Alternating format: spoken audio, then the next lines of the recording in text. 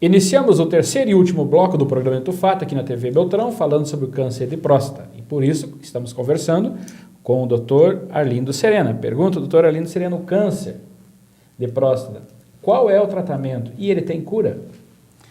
Claro, existe cura na grande maioria das vezes. O bom justamente é porque que a gente preconiza que se faça a medicina preventiva. É o que a geriatria fala. Você não pode começar a fazer geriatria aos 60 anos, e sim começar aos 35. Porque você tem que fazer a coisa de forma correta para você chegar lá em melhores condições. A mesma coisa que a próstata. Você tem que fazer prevenção a partir dos 40 anos, porque todos nós temos chance. Ninguém de nós estamos livres de ter câncer de próstata.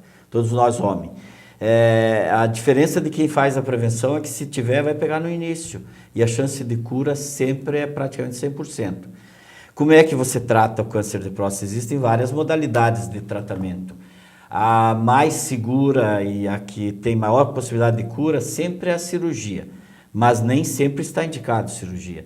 Depende daquele grau do estadiamento que você faz no diagnóstico da doença. Quando ela oferece condições de cirurgia, eu sempre indico a cirurgia. Porque você fica com os adventos posteriores da radioterapia, que também é um tratamento bom, mas que tem efeitos colaterais assim significativos. Você tem a hormonioterapia, que também é bom, mas que também tem outros efeitos colaterais.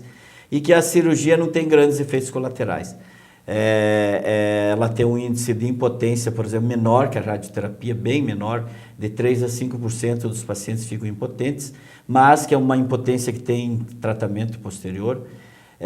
A radioterapia já é mais complicada, porque o próprio tratamento já tem uma lesão do feixe nervoso e vascular e acaba a impotência sendo mais complicada. Então, os tratamentos de escolha do câncer de próstata são por ordem. Cirurgia, que é a chamada prostatectomia radical, a radioterapia, que hoje evoluiu muito, nós temos equipamentos radioterápicos muito evoluídos, muito melhores que os anteriores, que tinham efeitos colaterais graves de queimar intestino, de queimar bexiga. Hoje evoluiu, nós temos a conformacional, que é o segundo plano de radioterapia, já temos a de frequência modulada, que é você planta uma semente na glândula e os raios seguem somente a glândula, porque a próstata, como ela é móvel, você mexe com ela muda de lugar, ela sobe, vai para o lado. Então, com esta semente, o raio sempre vai seguir a direção e não vai queimar os tecidos próximos da próstata. Então, pela ordem de cirurgia, a radioterapia e, em terceiro plano, a hormonioterapia. Doutor Arlindo, a masculinidade do homem, ela está muito ligada ao seu desempenho sexual, né? O homem sempre tem é uma questão cultural, a gente percebe isso. E quando fala hoje de impotência sexual, é uma coisa que assusta os homens, né? Ninguém quer isso, é como o senhor colocava antes aí, a questão das próteses e tudo mais. A questão do uso de medicamentos hoje para o homem manter a sua potência, a sua virilidade. O Viagra. O Viagra e outros medicamentos que existem por aí, e a gente sabe muito bem, aqui nós estamos numa região de fronteira onde entram outros medicamentos que não o Viagra com o nome de Viagra. Isso tem trazido benefícios ou tem trazido problemas na saúde do homem? Eu acho que foi um avanço na medicina, eu acho, para homens que têm esse problema, que aliás é um número muito maior do que se imagina.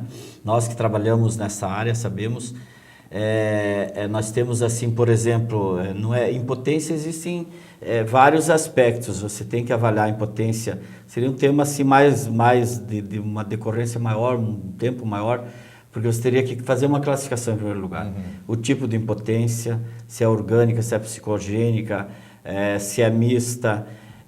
Você tem que ver a impotência, por exemplo, que tem de origem hormonal, por exemplo, quando o homem cai os seus níveis hormonais, que ele perde a libido, perde a disposição propriamente dita para sexo, e tem a impotência por falta de ereção, onde o membro não fica ereto para que ocorra a penetração, que é um índice bem alto de gente que tem. E existem outras modalidades. Existe o homem ejaculador rápido, por exemplo, que é um distúrbio alto, grande, que acomete homens, principalmente homens executivos. É um distúrbio do mundo moderno. o homem que vive A com um rapidez, grau a de velocidade. ansiedade, exatamente. Você que vive com um grau de ansiedade maior, hoje com essas turbulências e buscas, coisas que existem aí na televisão, internet, coisa e tal, o homem vive correndo muito atrás da máquina e gera um grau de ansiedade. Nós somos potencialmente ansiosos. Ouvindo o senhor, a pergunta que o Madruga fez e a sua resposta, eu vejo que o Viagra, na verdade, é um medicamento egoísta, né? Porque o homem está buscando o seu prazer e para a mulher... Só que assim, se o homem...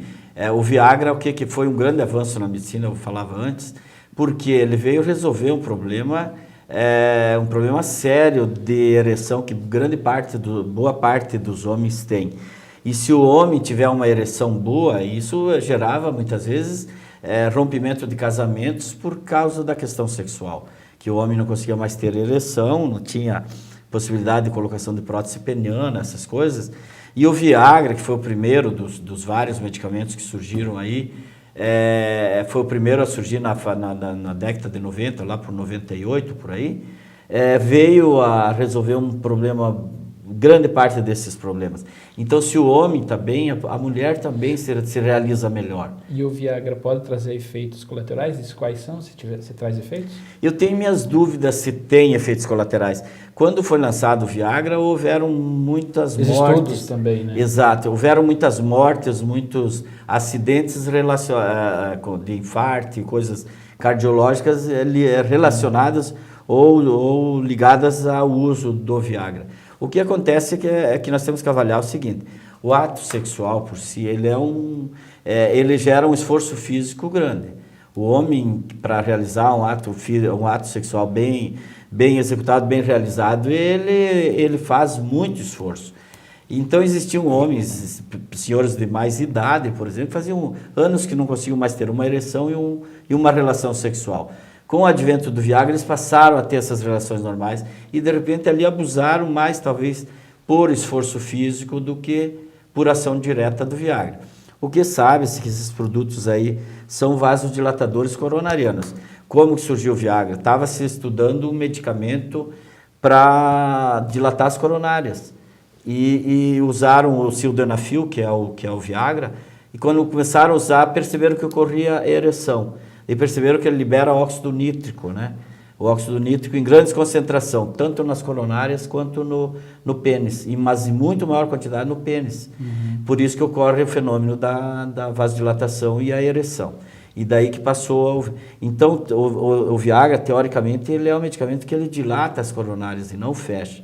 Só que como ele está relacionado ao uso dos nitratos, que é uma classe de medicamento que é usado para dilatar as coronárias, se recomenda que pacientes que estejam em uso desses medicamentos, dessa classe de medicamento, não faça uso simultâneo de Viagra. Se for fazer uso no dia, não pode usar o nitrato. E sempre com prescrição médica, né, doutor? O risco de você usar, nós comentávamos antes, de você usar esses produtos para ereção, que muita gente usa, procura direta nas farmácias, porque não existe um controle, é a dependência psíquica. E é muito fácil. Eu tenho um amigo que eu que dei para ele o primeiro produto para ele usar, e ele falou que ele não conseguia mais ter uma relação satisfatória sem uso, porque ele tinha medo de fracassar. Sabe, ele causou uma dependência psíquica. Esse é o grande risco. E precisa tratar também, né, doutor? Precisa tratar. Mas chegamos ao final do nosso programa, deixamos, doutor, um minuto para suas considerações finais.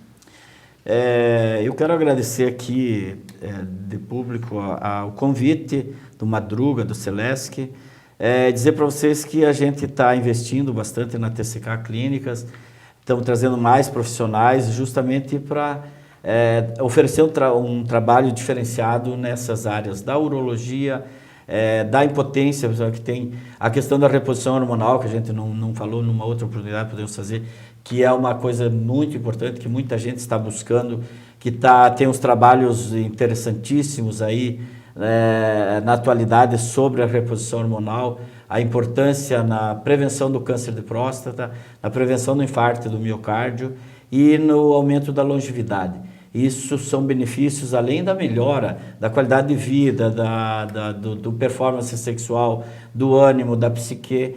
Todos são benefícios que a reposição hormonal traz quando bem indicada e bem conduzida. Eu agradeço mais uma vez e me coloco à disposição de vocês. Eu agradeço também a participação sempre do comunicador Adir Seleschi, quero agradecer a sua participação, né, e desejar ao senhor, doutor Arlindo, sucesso na clínica TCK, né, e que Deus que abençoe e que tenha sempre, que Deus lhe dê a sabedoria para levar a cura para essas pessoas que procuram tanto na rede pública como a sua na rede privada. Agradecer a você também, nosso telespectador, que vem aumentando a nossa audiência do programa Dentro do Fato a cada dia que passa. Por isso, convidamos a todos a ver o nosso programa toda quinta-feira na TV Beltrão, às 21h40, na sua primeira edição, na segunda edição aos sábados, às 17 horas. Lembramos ainda que o programa Dentro do Fato está no nosso site, www.dentrodofato.com.br. Até lá e fiquem com Deus.